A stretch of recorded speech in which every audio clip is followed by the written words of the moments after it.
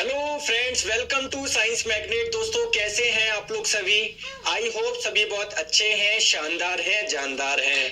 दोस्तों, तो स्वागत करता हूं आप लोग सभी का इस बैच में, जहां पर हम लोग सभी एग्जाम में आने वाले साइंस के क्वेश्चन को आराम से उड़ाने वाले हैं। अगर आप लोग पूरा सिलेबस, सारी क्लासेज अच्छे से आप लोग पढ़ते हो, है ना, मैं आप लोगों को यहाँ पर सब कुछ कवर करवाऊंगा, चाहे वो फिजिक्स हो, भौतिक विज्ञान हो, केमिस्ट्री, रसायन विज्ञान, बायोलॉजी, जीव विज्ञान या एनवायरमेंट हो। मेरी तरफ से आप लोगों को सब कुछ मिलेगा। बस मैं आप लोगों से भी इतनी ही रिक्वेस्ट करता हूँ कि जो भी आप लोग पढ़े, प्लीज एक बार उसका रिविजन जरूर करें। आप लोगों को पीडीएफ में मिलेगी, आप लोगों को टेस्ट सीरीज भी मिलेगी। आपको कुछ भी नहीं करना है, बस आप लोगों ने ज्वाइन कर लिया, अब आप लोगों को पढ़ना है। ठीक है दोस्तों, गुड आफ्टरनून। तो बिना टाइम वेस्ट करवे मैं आप लोगों को पहले बस 1-2 मिनट बताता हूँ, फिर हम लोग सीधा पढ़ना स्टार्ट करेंगे। आप लोगों को मैंने इंट्रोडक्शन वाले वीडियो में बता दिया था कि क्या क्या सिलेबस है हमारा, क्या क्या पढ़ने वाले हैं। यहाँ पर मैं आप लोगों को बता रहा हूँ कि सबसे पहला जो हमारा सब्जेक्ट होगा वो होगा फिजिक्स यानी भौतिक विज्ञान। दोस्तों, फिजिक्स को स्टार्ट करने के अलग अलग तरीके होते हैं। कभी मैं यूनिट यानी मात्रक से स्टार्ट करता हूँ, कभी साउंड से स्टार्ट करता हूँ, ध्वनि से। पर दोस्तों, कोई से भी चैप्टर से स्टार्ट करूं, हमेशा मैं वही चैप्टर सेलेक्ट करता हूं जहां से आप लोगों को समझने में कोई भी प्रॉब्लम नहीं आए। ठीक है, तो पहला चैप्टर होगा साउंड यानी ध्वनि। बहुत इंटरेस्टिंग है, बहुत सारे क्वेश्चन इससे पूछे जाते हैं। स्टार्ट करिए दोस्तों, प्लीज थम्स अप करके बता दीजिए। सभी के थम्स अप आ चुके हैं? हाँ। और अगर बाई चांस अगर आप लोग क्लास मिस करते हैं तो रिकॉर्डेड भी आप लोग देख सकते हो, किसी प्रकार की टेंशन नहीं है। चलिए स्टार्ट करते हैं। साउंड, जिसे आप लोग हिंदी में ध्वनि बोलते हैं, तो इसमें कौन कौन से चैप्टर या कौन कौन से टॉपिक पढ़ने वाले हैं मैं आपको पहले इंडेक्स बताता हूँ। साउंड का बेसिक समझेंगे, साउंड क्या होता है, फिर साउंड का उत्पत्ति कैसे होती है ना, और फिर साउंड आगे कैसे जाता है, ये सारी चीजें हम लोग देखेंगे। साउंड एक वेव के रूप में आगे जाता है, तो इसके क्या क्या कैरेक्टरिस्टिक्स होती है, जैसे एम्पलीट्यूड यानी आयाम आप लोग किसको बोलोगे, पिच यानी तार तत्व किसको बोलोगे, वेलोसिटी क्या हुआ, ये सारी चीजें हम लोग पढ़ेंगे। ठीक है, फ्रीक्वेंसी, एम्पलीट्यूड, स्पीड। इसके बाद में ध्वनि का परावर्तन कैसे होता है, ये चीज हम लोग देखेंगे।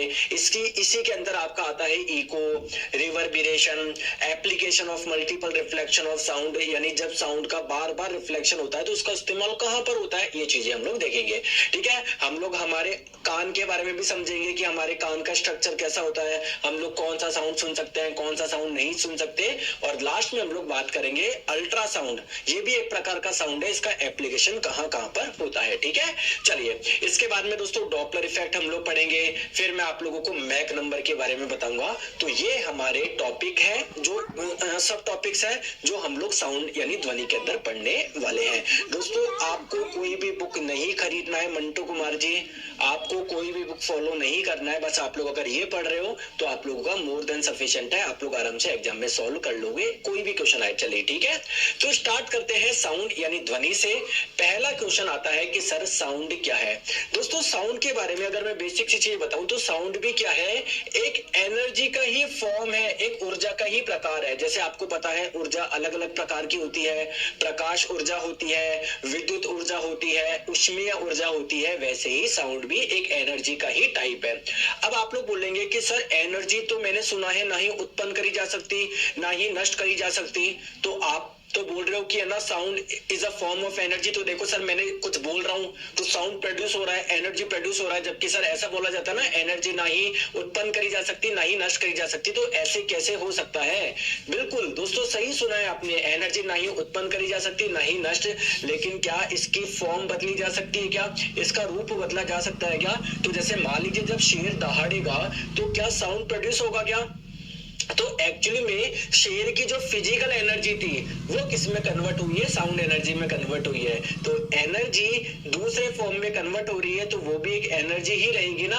तो आप लोग देख पा रहे हो साउंड क्या है, एक एनर्जी ही, एक एनर्जी का ही टाइप है। ठीक है, आ जाइए सर आरआरबी जेई कवर हो जाइएगा ना। अरे शुभंकर जी देखो, बच्चों वाली बात करोगे तो कैसे जवाब दूंगा। ये सारे एग्जाम में आप लोग एक काम करना, जब ये टॉपिक पढ़ लो तो इसके सारे क्वेश्चन लगा के देख लेना, सारे आप लोगों से बन जाएंगे। ठीक है, चाहे एएलपी का आप लोगों का साइंस हो, चाहे आप लोगों का आरआरबी जेई का हो, चाहे एसएससी सीजीएल का हो, चाहे एसएससी सीएचएसएल का हो, चाहे आपका किसी स्टेट पीएससी का हो, किसी में भी दिक्कत नहीं आएगी आप लोग के। ठीक है, आ जाओ अब बात करते हैं दोस्तों साउंड के बारे में, कि जब भी साउंड प्रोड्यूस होगा ना वो हमेशा वाइब्रेशन यानी कंपन से होगा। जैसे आप लोग मुझे बताइए कि आप लोगों ने क्या ली, कोई प्लेट ली, प्लेट के ऊपर आपने चम्मच से मारा तो क्या साउंड प्रोड्यूस होगा क्या।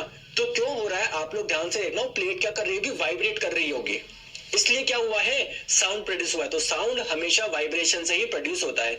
जैसे दोस्तों जब हम लोग बोलते हैं ना, तो हमारी ये जो श्वास नली होती है ना, इसके ऊपर एक पार्ट होता है जिसे आप लोग बोलते हैं लैरिंग्स। इसमें क्या होता है, वाइब्रेशन होता है, इसीलिए क्या होता है, साउंड प्रोड्यूस होता है। तो अगर कोई साउंड प्रोड्यूस हो रहा है तो 100% क्या है, वो कहीं ना कहीं वाइब्रेशन हो रहा है, क्योंकि वाइब्रेशन से ही साउंड प्रोड्यूस होता है। खाली ग्लास, खाली ग्लास, ठीक है, आ जाओ। नेक्स्ट हम लोग बात करते हैं दोस्तों, बिना कंपन के ध्वनि उत्पन्न हो ही नहीं सकती। जैसे आप लोग यहाँ पर देखिए, क्या आपने कभी गिटार प्ले करते हुए देखा है किसी को? तो जब वो ऐसे करते हैं ना, तो ये वायर क्या करते हैं, वाइब्रेट करते हैं। तो वाइब्रेट करने की वजह से ही क्या होता है, साउंड प्रोड्यूस होता है। जैसे ढोलक आप बजाओगे ढोलक पे, तो ढोलक की जो मेम्ब्रेन होती है ना, वो क्या करती है, वाइब्रेट करती है। उसी की वजह से क्या होता है, ढोलक से साउंड प्रोड्यूस होता है। समझ में आ गई बात को? ठीक है, ठीक है, ठीक है। चलो आगे हम लोग बात करते हैं साउंड के बारे में, कि मैंने आपको बताया साउंड का जो उत्पत्ति होती है, इसका जो प्रोडक्शन होता है वो किसकी वजह से होता है, वाइब्रेशन की वजह से होता है। बट सर ये तो समझाओ। सर टीचिंग एग्जाम के लिए हेल्पफुल रहेगा ना दोस्तों, सभी के लिए रहेगा, है ना। अब आप देखो एक ही क्वेश्चन बार बार पूछते जाओगे तो फिर देखो पढ़ोगे कैसे। बहुत बड़ा सिलेबस है यार, आप इसको हल्के में ना आंको। आपका फिजिक्स बहुत बड़ा है, केमिस्ट्री बहुत बड़ा है, बायोलॉजी बहुत बड़ा है, इन्वायरमेंट बहुत बड़ा है। तो हम लोगों को पढ़ने पे ध्यान देना है, ठीक है। और आप लोगों को मैं निश्चिंत रहिए, कंटेंट के मामले में तो साइंस मैग्नेट आप लोगों को पता ही है, हमेशा आपकी उम्मीदों पर खरा उतरा है, तो अभी भी खरा उतरेगा। आपको बस पढ़ने पे ध्यान दो, है ना, इधर ध्यान दो, बहुत मजा आएगा, ठीक है। सब एग्जाम के लिए आप लोगों का सब कुछ कवर हो जाएगा, चाहे आप लोग इस पूरा पढ़ने के बाद में आप लोग कोई सा भी टेस्ट लगा के देख लेना, ठीक है क्या, आ जाओ, ठीक है, आ जाओ। तो हाँ, आप रिपीट देख सकते हो। अगर आप लोग लाइव क्लास मिस करते हो तो बाद में देख लो, 10 बार, 100 बार, 1000 बार, जितनी बार आपको देखना है। 1 साल तक की वैलिडिटी, 1 साल तक कितनी भी बार आप लोग देख लीजिए, ठीक है, प्लीज। अब दोस्तों बात करते हैं वाइब्रेशन की। तो वाइब्रेशन होता क्या है, तो सिंपल सी अगर मैं आप लोगों को डेफिनेशन दूं वाइब्रेशन की, तो ये एक प्रकार का मोशन है, एक प्रकार का गति है।